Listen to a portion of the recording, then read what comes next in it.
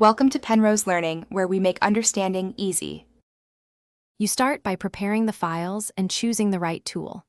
Export the track as WAV or FLAC to avoid artifacts, and keep the original mix as a backup. Once done, load both the full mix and a dry vocal reference if you have one. That reference helps training or manual matching. Make sure to select an AI remover or spectral editor based on speed versus control, because that choice determines whether you'll rely on automated separation or manual frequency chiseling. Now run the separation and inspect results closely. If you used AI, lower the music stem level and tweak separation strength to reduce music leakage. If you're in a spectral editor, paint masks around vocal harmonics and subtract bands with surgical fades.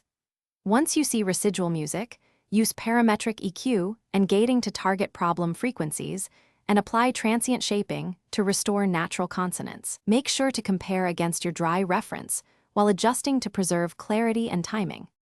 To finish, render your stems at the track's original sample rate and listen critically at -6 dB for headroom.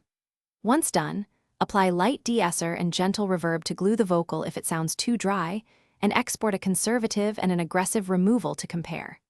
If you still hear artifacts, try manual spectral cleanup on the offending frequency bands. If that fails, rerun separation with different model settings or supply a cleaner reference. A key tip: reprocess at higher precision to reduce digital. Thanks for watching. If this was helpful, leave a like and consider subscribing. See you next time.